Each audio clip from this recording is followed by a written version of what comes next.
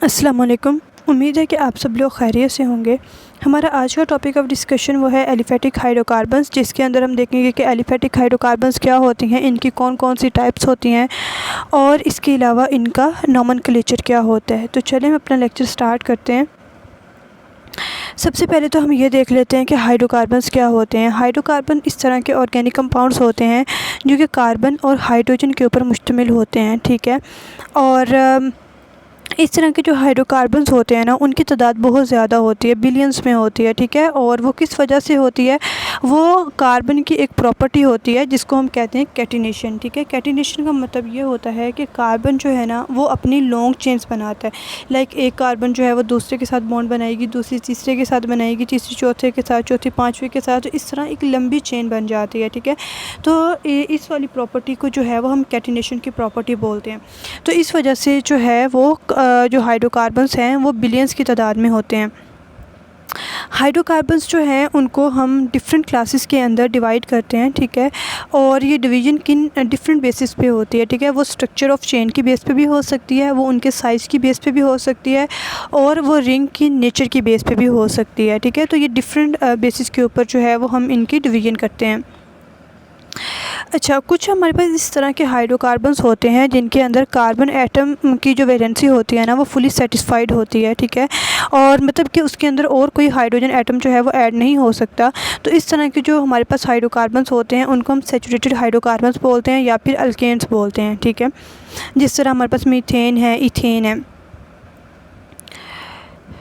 Next हमारे पास कुछ इस तरह के कंपाउंड्स भी होते हैं जिसमें कार्बन और हाइड्रोजन तो पाए जाते हैं, लेकिन जो कार्बन की 4 वैलेंसीज़ होती हैं ना उनको हम फुली यूटिलाइज़ नहीं करते, ठीक है।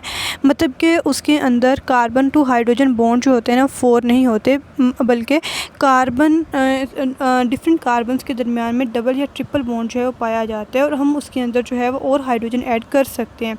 तो इस तरह के जो हमारे पास हाइड्रोकार्बन्स होते हैं उनको हम अनसैचुरेटेड हाइड्रोकार्बन्स बोलते हैं।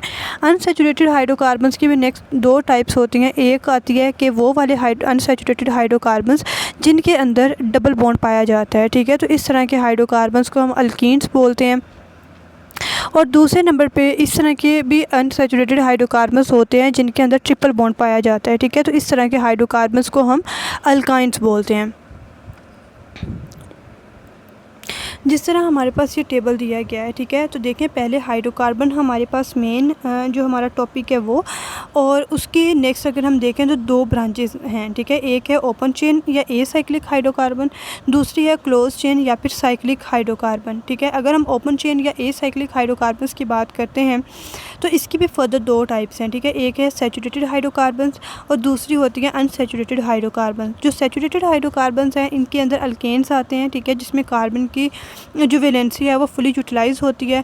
और दूसरी साइड पे जो अनसैचुरेटेड हाइड्रोकार्बन्स होते हैं इसमें कार्बन जो है वो या तो डबल बॉन्ड बनाता है, ठीक है। 2 कार्बन एटम या तो डबल बॉन्ड के ज़रिए अटैच होंगे जिस तरह के अल्कीन्स में होते हैं, और या फिर वो ट्रिपल बॉन्ड के ज़रिए अटैच होंगे जैसे कि अल्काइंस में होते हैं, ठीक है।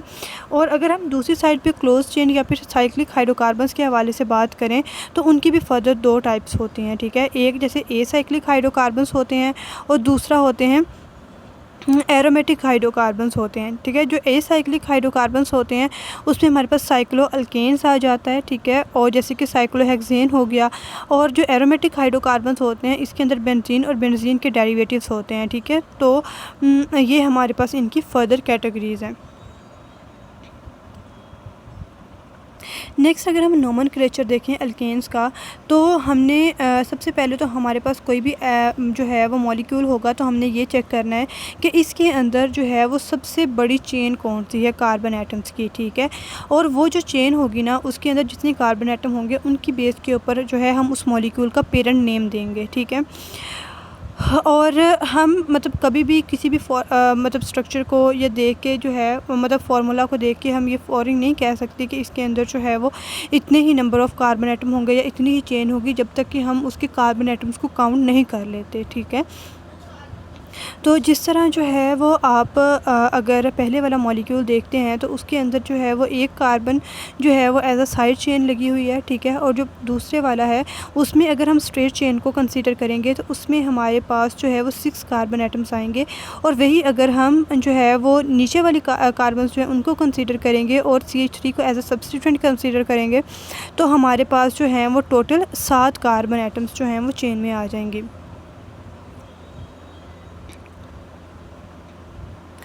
अच्छा जी, नेक्स्ट ये है कि अगर हमारे पास चेन में कोई सब्स्टिट्यूएंट अटैच हुआ हो तो हमने कार्बन एटम की नंबरिंग उस साइड से करनी है जिस साइड से सब्स्टिट्यूएंट को सबसे, हाँ जी, तो हमने नंबरिंग जो है वो उस साइड से करनी है जहाँ पे सब्स्टिट्यूएंट को जो है वो सबसे छोटे वाला नंबर मिलेगा, ठीक है।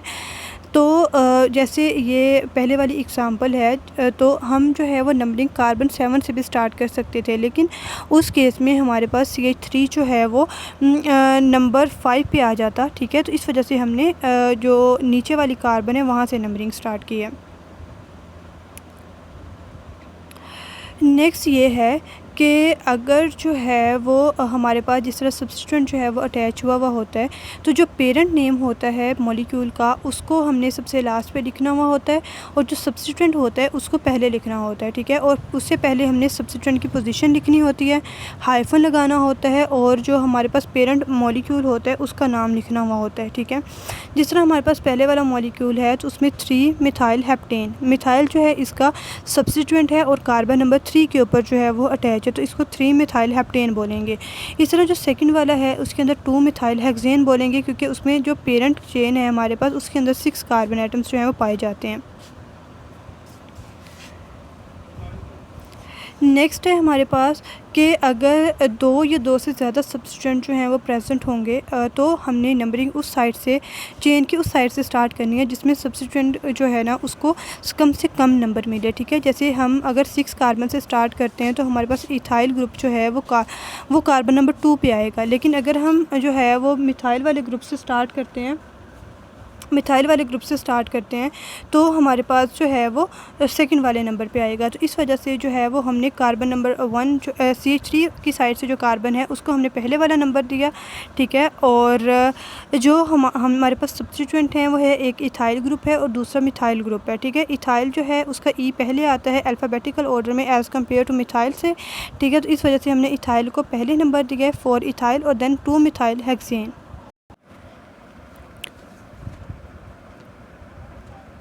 उसके बाद हम ये देखें कि अगर हमारे पास 2 सब्स्टिट्यूएंट हैं वो सेम कार्बन एटम के ऊपर पाए जाते हैं तो उसको हम नाम कैसे देंगे, ठीक है। तो इसमें भी यही देखेंगे हम कि जो जिस साइड से हमारे पास जो है वो सब्स्टिट्यूएंट को कम पोजीशन मिल रही है उस साइड से हम नंबरिंग स्टार्ट करेंगे, ठीक है। अब देखें कार्बन नंबर 3 के ऊपर 2 सब्स्टिट्यूएंट हैं, एक है इथाइल और दूसरा है मिथाइल, ठीक है। और इथाइल का ई पहले आता है मिथाइल के एम से, ठीक है। तो इस वजह से हम 3 इथाइल 3 मिथाइल हेक्सेन देंगे इसका नाम। नेक्स्ट है हमारे पास कि अगर हमारे पास 2 जो हैं वो सब्स्टिट्यूएंट आइडेंटिकल हों, मतलब आइडेंटिकल का मतलब ये होता है सेम हो, तो उसमें हम क्या करते हैं, हम डाई ट्राई टेट्रा इस तरह के जो हैं वो प्रीफिक्सेस इस्तेमाल करते हैं, ठीक है। तो जिस तरह हमारे पास पहले वाला है तो उसमें हम 2 3 डाई मिथाइल ब्यूटेन इस्तेमाल करेंगे। सेकंड वाला जो है 2 3 4 ट्राई मिथाइल पेंटेन और उससे नेक्स्ट वाला जो है 2 2 3 3 टेट्रा मिथाइल ब्यूटेन, ठीक है। नेक्स्ट है हमारे पास कि अगर हमारे पास जो है वो 2 चेन्स जो हैं, ठीक है, वो compete कर रही हों और वो उनकी लेंथ भी इक्वल हो, ठीक है, तो हम पेरेंट जो नेम है वो किसको देंगे, ठीक है। तो हम उस वाली चेन जो है पेरेंट चेन को कंसीडर करेंगे जिसके ऊपर मैक्सिमम नंबर ऑफ़ सब्स्टिट्यूएंट जो हैं वो अटैच हुए में होंगे, ठीक है। और ठीक है, तो जैसे कि हमारे पास इसमें है 2 नंबर पे भी 3 नंबर पे 2 सब्स्टिट्यूएंट अटैच हैं, ठीक है। तो हम इसी वाली चेन को जो है वो कंसीडर करेंगे जिससे हमारे पास पेरेंट चेन जो है उसके अंदर maximum number of carbon atom आ जाए।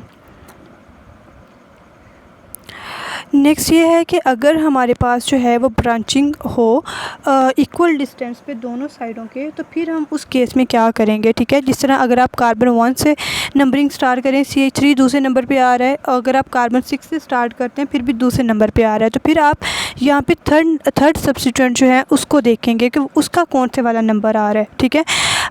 और जो हमारे पास मैक्सिमम नंबर ऑफ़ सब्स्टिट्यूएंट है ना, उनके जो है वो सब कम से कम नंबर आने चाहिए, ठीक है। तो अगर आप जो है वो स्टार्ट करते हैं कार्बन 1 से, तो 2 और 3 पोजीशन के ऊपर जो है आपके पास 2 सब्स्टिट्यूएंट आते हैं। इस तरह अगर आप कार्बन 6 से स्टार्ट करते हैं तो उसमें आपके पास एक सब्स्टिट्यूएंट 2 पे आएगा, एक 4 पे आएगा और एक 5 पे आएगा, ठीक है, जो कि सूटेबल नहीं होगा। तो इस वजह से हमने जो है वो जिस साइड पे 2 सब्स्टिट्यूएंट हैं उस साइड से हमने नंबरिंग स्टार्ट की। तो इसका नाम हो जाएगा 2, 3, 5 ट्राई मिथाइल हेक्सेन। तो यही हमारा आज का लेक्चर था, जिसके अंदर हमने जो है वो उसकी डिवीज़न देखी हाइड्रोकार्बन्स की। ये देखा कि हाइड्रोकार्बन्स क्या होते हैं, ठीक है, इनकी ज़्यादा तादाद क्यों होती है, उसके अलावा उनका नोमेनक्लेचर देखा है, ठीक है।